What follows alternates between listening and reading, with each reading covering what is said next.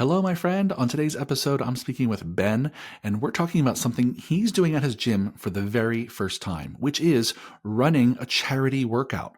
And specifically, he's going to talk through all the decisions he's made up to this point for how the workout's going to go, how he's going to generate leads using this event, and all the other ways that he hopes this event positively impacts his gym and his community. So if you have thought about it or are trying to improve your ability to do events to generate leads, especially a charity event, this is a great episode for you, my friend. Ben puts it all on the table, so keep on listening.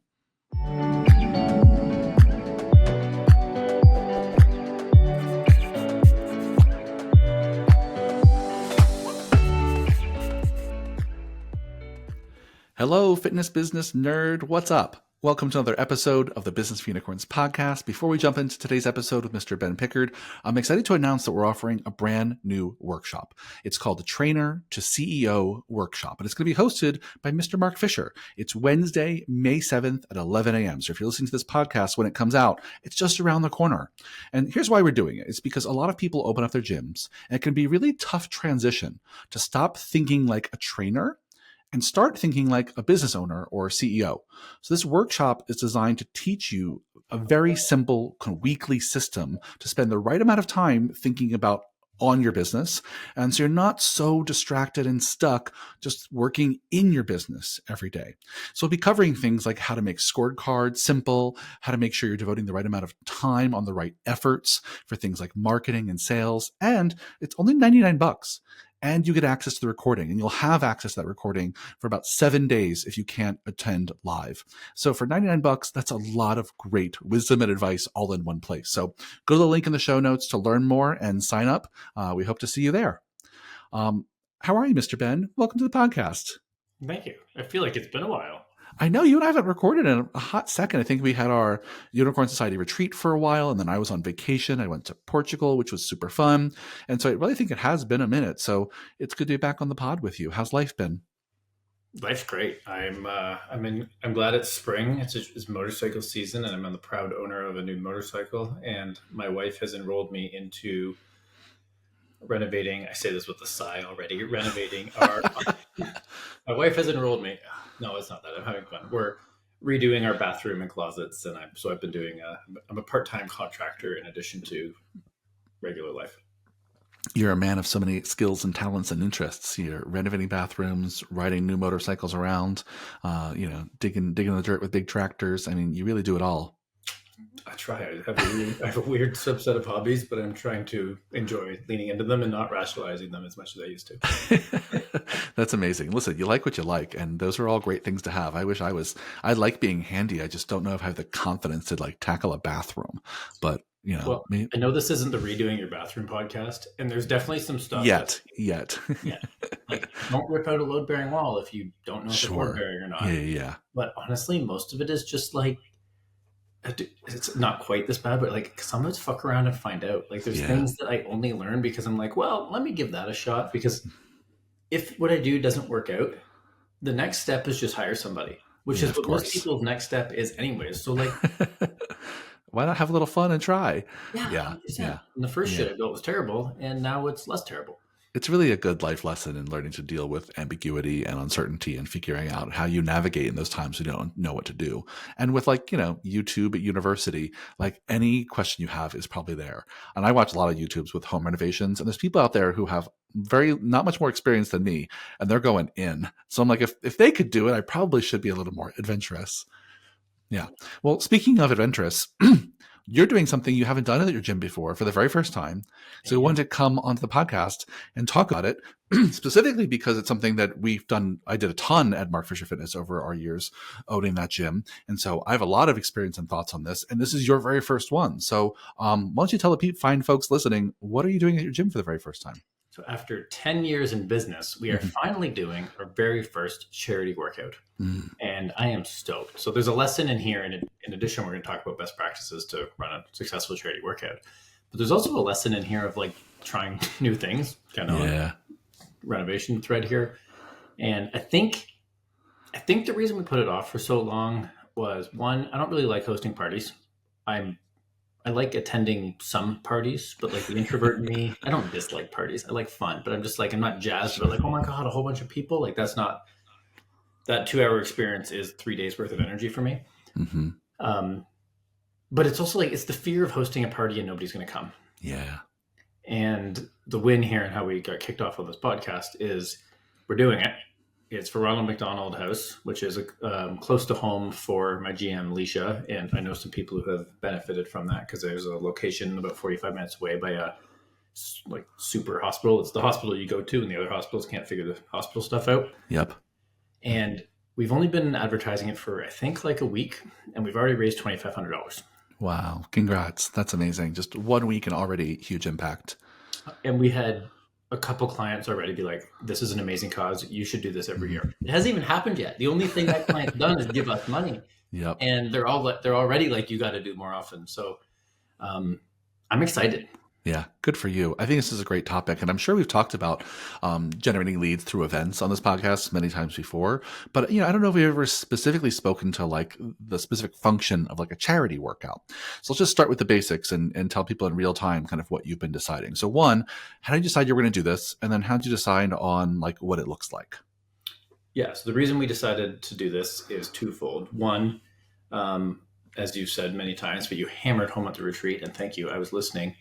Events for your clients can also generate leads. They can be two things. It's not just a client appreciation event or just marketing. More often than not, it's bring the community together, and people are happy to bring their friends to shit and show them what they like. And it eases the transition into a membership easier. So it's partially that was in the back of my mind.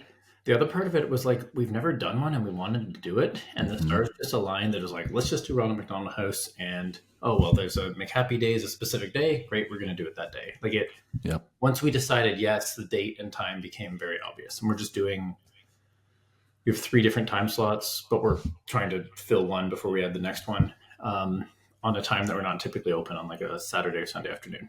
Love it. I love it. So walk through well, let me just pause here and say, for a lot of you who maybe haven't heard us talk about this topic before, I'm a big fan of saying that like every event you do at your gym is a lead generation event, right? There's nothing I don't think there's anything you should do ever, from a workshop to a party, to a happy hour, if you do anything that you're inviting people to come together at your gym, I would focus on making it a lead generation event, in addition to other purposes it might serve, like celebrating clients' successes or educating your clients or bringing your community together.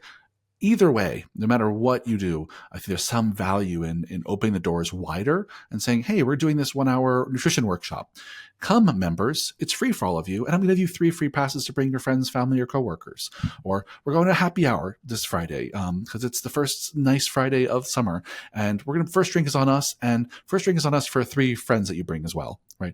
Or we're doing a charity workout. That's really just for our current members. But if you know anyone who cares about this charity, who aligns with this value of taking care of children in our community, tell them to come too. They can donate and come to the workout or not. Right. And so already any of these events become a way to just generate leads. And a thing I like so much about charity events is that it really aligns on a values level, right? If they care about this cause, then who cares whether or not they like working out? Right? They'll come because they care about the cause, right? And if you can get them to like you and your team and be in your space, bonus, right? Then maybe they could learn to come and check you out and try you out. Yeah. And so, yeah. Yes, because most of our marketing is different versions of come to our fitness thing, get personal training, come to our nutrition thing, but it's all in the bubble of like, they know we're personal trainers. They know we offer classes. They're not, of course they know if they're the spouse of a client who's been coming with us for a year, they know their spouse gets sweaty and comes exercises with us.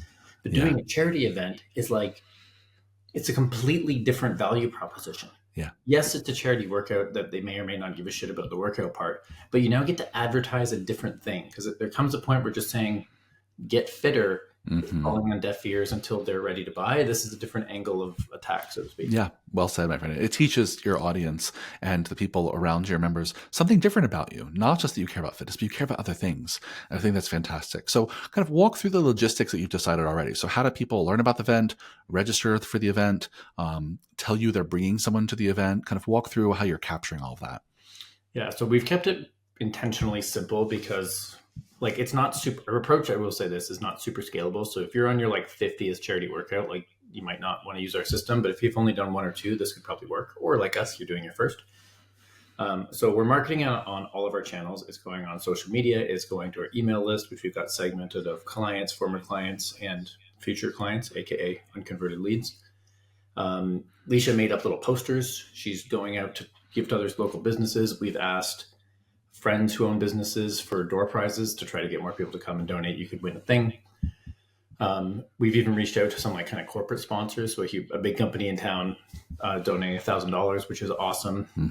And she used to work at McDonald's, so she reached out to McDonald's. And even if you didn't work at McDonald's, it's McHappy Day, and they're providing like coffee and muffins and donuts and everything for the day. Love it. So we're trying to leverage people to do stuff that aren't just us. Yeah, great. So you're just involving other communities, right? Other groups within your community to say, get involved in this too, right? And what's great about that is that so much of our marketing when it's on social media is just going after a single person at a time. And this is like, no, let's go after this whole community of people, this whole business, this whole nonprofit, and get them to amplify this message using their voice and their networks. And it's fantastic. Because if my gym donates to somebody else's fundraiser, when they tag me in the thing that says, come to our fundraiser, one of the door prizes, this thing from Ben's gym, I'm definitely going to reshare that post because, hey, I'm a person who cares about the community. So every door prize, we do social media posts and tag them. It goes out to the email list. You can forward it to a friend. You get the idea. And then the actual registration is simple. One of the reasons that Ronald McDonald House is a nice one, not that I'm advocating for it over other charities, is you can set up your own donation page through them. So instead of me collecting a bunch of money, having to keep track of it and tag it differently in our system, plus pay credit card fees on it, which isn't like a big deal by any stretch, but adding different layers of complication. Step 1, donate here. And it's either a link or a QR code. Step 2, send us an email because our registration system's a little bit wonky for a free event. Send us an email and we'll book you into a time slot. Great. Pay money? Email us. Like super simple. Again, if we had 300 people, that's a lot of emails. But honestly, if we can get like 30 or 40 people to come to this, like for our first event, I'm stoked about it. Yeah, that's amazing. And I love that you're kind of capturing their information. You're encouraging them to donate using a platform that you don't have to manage or operate at all, which is fantastic. And for those of you who are going to do it more in-house, the platforms that we use all the time are platforms like Eventbrite, right? Where you can register your own people. You can also have like sliding scale donations and things on Eventbrite, and they'll charge you less if it's going to a charity. So you have tons of options for how to make this easy for people. But the point is, you got to make it easy. I also love that you're doing things like door prizes because even if someone doesn't come to your gym, but they learn you're doing a fundraiser for a charity, then they might need some other incentive to come. Like I mentioned, if they're not like super stoked to work out and get sweaty with strangers, they might be interested in the charity and the fact that they could win some door prizes, right? So any incentive you can provide for your members to come, for your members to bring people, and for those people to actually show up, that's what we're trying to do, is just kind of layer this event with incentives that make it more likely people to show up. Hey there, Business Unicorns podcast listeners. I'm just making absolutely sure you have already gotten your free, instantly downloadable copy of my new book, The Little Book of Gym Marketing Secrets. You can find a link to download it in the show notes, or you can go to gymmarketingsecretsbook.com. I worked super hard to make sure this is a less than 30-minute read and is a comprehensive overview of all the things you need to do to grow your gym, get more leads, more clients, and importantly, change more lives. Again, find the link in the show notes, where you can download your free copy at gymmarketingsecretsbook.com. And now back to the podcast. And so let's talk through, I know you haven't done it yet, but let's just talk through your plans for when, let's just say some new people do show up at this event. What's your plan for engaging them and trying to convert them? Yeah, that's a great question. So right now we don't have this like completely polished yet. The SOP is going to need some editing after the fact for all the holes we had in our game. But the plan is that we're going to have more people who are needed to coach. It's not just, hey, here's a coach running it's essentially going to be a boot camp workout, which we do small group, listeners, in case you didn't know. So we're 4-on-1. So doing 18-on-1, which is what I think our space can hold, is a change. So we're going to have 2 coaches running the workout. So it's just like awesome, and people get more attention, and I feel better about myself that we're not hurting people. But then me and Leisha's job is to bounce around and make friends with everybody. So everyone who comes in who's not a member, one, we of course need to get them to sign a waiver, which means we also have their information. Everybody who's not a member afterwards is getting an offer for our low barrier offer. So the kind of pre-LBO, however you want to think about this, was the charity thing. It's like if you came to the workout, you at least probably you aren't against exercise. Sure. Like we're assuming here, but you probably are against it. So then be like, hey, do you want to come in? Thanks so much for coming.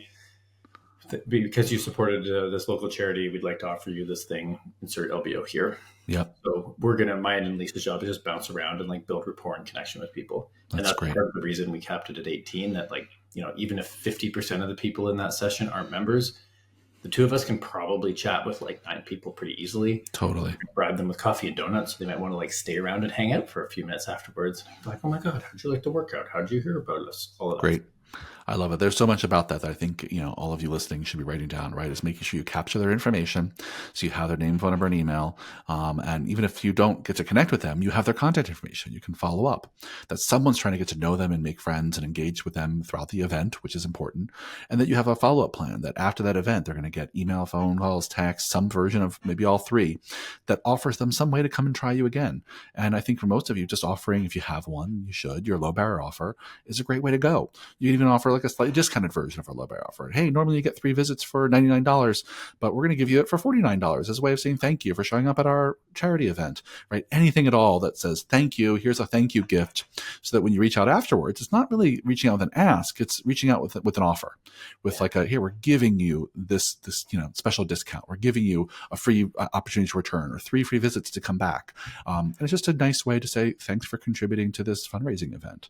You know what? Now, as you say that out loud, I think the move for us is going to be to like a heavily discounted. We do a 3-week LBO, so maybe we do like 3 weeks half price or like a week or 2 free. I don't know. Totally. Something like that. But yeah, it's positioned as a gift, not soliciting people who aren't interested. Exactly. So they're uninterested. Great. They came to a great charity event. They donated. They had fun. Maybe it's some friends. Maybe they'll come back some other time or at least have nice things to say about you out in the world.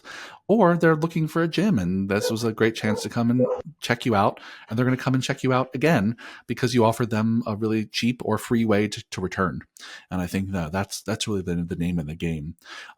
Anything else as you head into this event? Anything else top of mind for you as you go to do this? Yeah, I don't know how true this is, but to my initial hesitation of what if you throw a party and nobody comes? Because you don't want to be like, we raised $76 for charity. Like everyone starts somewhere, but that doesn't feel as good as like, holy fuck, we're at 2,500. Like that feels awesome to me. Totally. So as we get more traction, it gives us more traction. Me reaching out to a sponsor to say, hey, we're doing this thing for the first time. Are you interested in helping out? Which luckily I know the CEO. So he's like, here's $1,000. But now it can be like, hey, it's only been a week. We've raised $2,500.